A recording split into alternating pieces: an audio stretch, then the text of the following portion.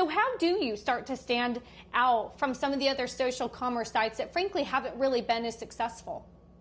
Yeah, and thank you for having me.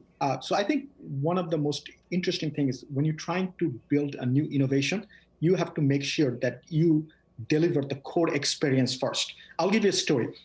When iPhone first came along, I was living in New York in 2007. I went to the Apple stores on the Fifth Avenue and bought a new iPhone. And the first thing I did is call someone. Because if I had to give up my old phone and get a completely new phone with new carrier, AT&T, because I was a Verizon customer, I wanted to make sure the phone works. So I think a lot of the companies who try to innovate on the e-commerce space forget the core thing that you need to deliver the best customer experience, have to deliver great selection, and have to make sure that people get the product on time. And that's what we did the first year of the company's life. We really invested on our delivery system. We really invested in convenience and customer support. Our net promoter score is now higher than Apple. We have 75 NPS score. So now we are building innovation so that we can delight our customers even more.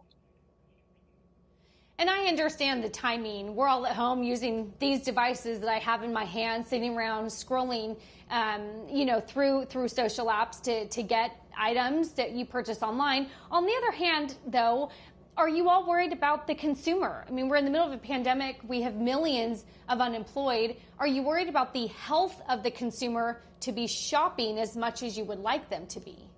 Yeah, I think the most interesting thing about what we build, it's not about shopping. It's about entertaining. It's about, during your busy day and stressful life, having few 4 or 5 minutes of pure joy or entertainment. The purpose of the Project Explorer that we just launched today, it's not about we're trying to put something on your face to buy right away. That's not the purpose. Purpose is you go there, you have 3 minutes or 4 minutes free time in between your hectic life. You can consume great content. And if any of those content really inspire you, guess what? We make those content shoppable for you through computer vision. You can click on it and computer vision will recognize what are the products there and will recommend the exact same product or similar product. So the goal is that the product is we wanted to make consumer entertained. And if they happen to shop, they can shop. And that's, I think it's a really differentiation from what we have in the Western world.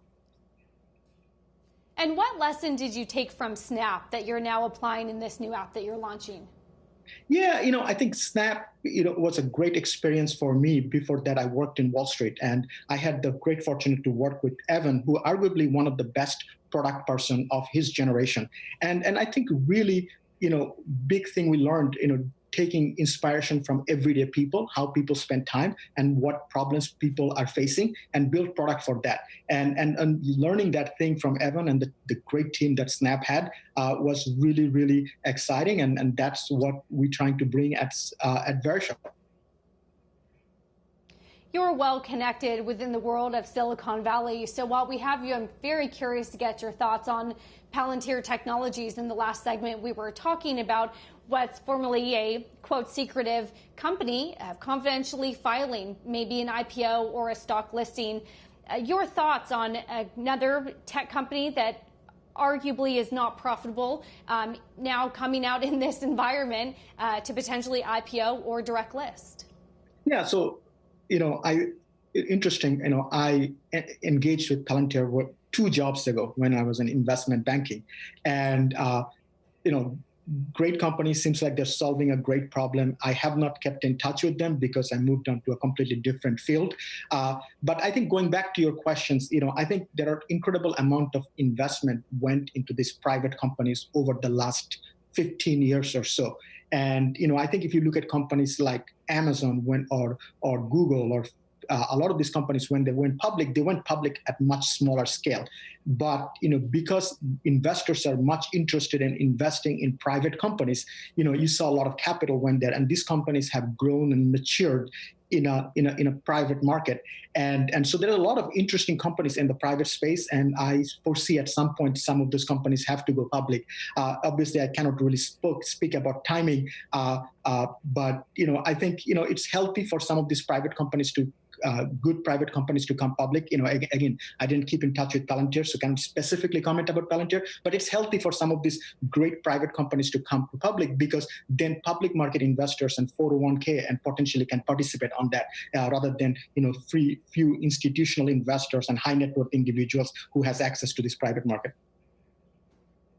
Well, with your expertise and experience in the social media background, TikTok, of course, is another company that we've been following, now pulling out of Hong Kong due to some of the newly enacted laws that China has imposed.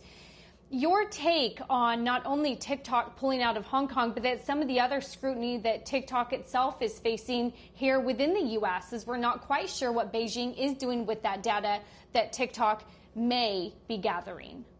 Yes, so I think TikTok team has done a really, the parent company is ByteDance, has done a great job with the product. I use the product personally. I find it very addictive and end up spending a lot of time on it than I would like to, and really, inspiring from a product perspective. People like, our team who trying to build product. We look at all the great things they have done, and in terms of what they do with the data, where they store the data, or who has access to data, to be honest, I have no insight on it. I have no preview to that information, so I really can't really speak about that. But I really admire what they have done on the consumer side, bringing great product to the consumer world.